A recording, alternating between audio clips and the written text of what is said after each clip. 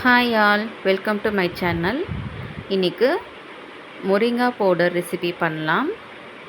முருங்கைக்கீரையை நல்லெண்ணெய் காய வச்சு இந்த மாதிரி எடுத்துக்கோங்க.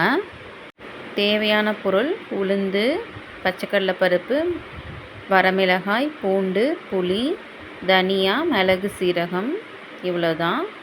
ஒரு பேனில் ட்ரை ரோஸ்ட் பண்ணிக்கலாம்.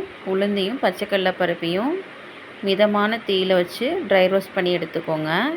எடுத்துட்டு வேறு ஒரு அகலமான பாத்திரத்தில் போட்டு ஆற வச்சுக்கலாம். நெக்ஸ்ட்டு முருங்கைக்கீரை அதையும் போட்டு நல்லா ஃப்ரை பண்ணி எடுத்துக்கலாம். எண்ணெய் சேர்க்கக்கூடாது.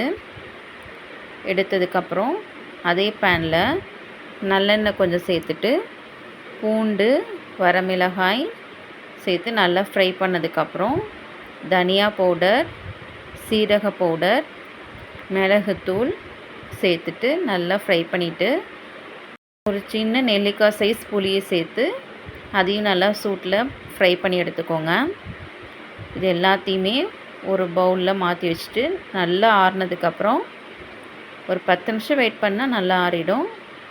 ஆறுனதுக்கப்புறம் மிளகாய், பூண்டு, உளுந்து அதை சேர்த்து ஃபஸ்ட்டு ட்ரையாக அரைச்சி எடுத்துக்கோங்க. நான் எல்லாமே பொடியாக வச்சுருந்தனால பொடியாக சேர்த்துக்கிட்டேன். நீங்கள் முழு தனியா, மிளகு, சீரகம் அது மாதிரி சேர்த்து கூட அரைச்சிக்கலாம். அதுவும் டேஸ்ட் இதே சேம் டேஸ்ட் தான் இருக்கும். ஃபஸ்ட்டு பல்ஸ் மூடில் அரைச்சி எடுத்துட்டு அதுக்கப்புறம் வறுத்து எடுத்து வச்சுருந்தோம் இல்லையா முருங்கைக்கீரையில், அதையும் சேர்த்து அரைச்சி எடுத்துக்கலாம். நீங்கள் குறைப்பாகவும் அரைச்சி எடுத்துக்கலாம், இல்லைன்னா ஃபைன் பவுடராகவும் அரைச்சி எடுத்துக்கலாம். எடுத்ததுக்கப்புறம் அரைச்ச பவுடர் சூடாக இருக்கும் இல்லையா, அதனால் அகலமான பாத்திரத்தில் சேர்த்துட்டு பெருங்காயத்தூள், உப்பு சேர்த்துட்டு நல்லா மிக்ஸ் பண்ணி விட்டுட்டு ஆறின பிறகு ஒரு கண்ணாடி கண்டெய்னரில் ஸ்டோர் பண்ணி வச்சுக்கோங்க. இந்த முருங்கை பவுடர் வச்சு சாப்பாட்டில் எப்படி பண்ணலான்னு சொல்லிவிட்டு நாளைக்கு வீடியோ அப்லோட் பண்ணுறேன், பாருங்கள்.